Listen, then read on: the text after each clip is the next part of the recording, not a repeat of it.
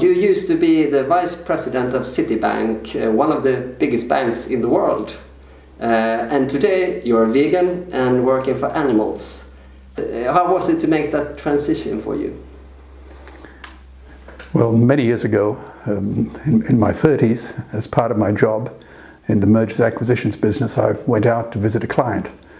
And the client owned a number of different kinds of companies in a number of industries. And I went out to have a look at all of them. And one of the companies that he owns turned out to be a slaughterhouse. And what I saw that day absolutely terrified me, totally disgusted me, in fact. I was appalled and horrified. Anyway, I came away from that experience and I became a vegetarian immediately. But I didn't know enough to be enlightened. I still consumed dairy. And then I was on a business trip to India. And one day I was on the street and I saw a dairyman pulling his injured cow to the slaughterhouse. The cow had been hit by a lorry and had damaged her spine. She was in agony and could barely walk.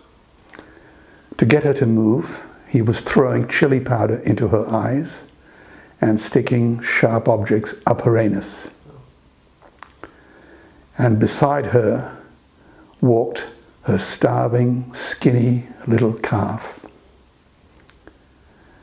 Now, when he got to the slaughterhouse gates, before he handed her over to the slaughterman, to the butcher, the bastard milked her. Now, if that doesn't change the heart of a man, nothing will. So when I returned home, I studied the dairy industry, and I discovered that dairies are gulags of despair. Milk is meat in liquid form. It is a cruel, disgusting atrocity. So I stopped consuming dairy products. But I had never really heard the word vegan. So I never really ever became vegan.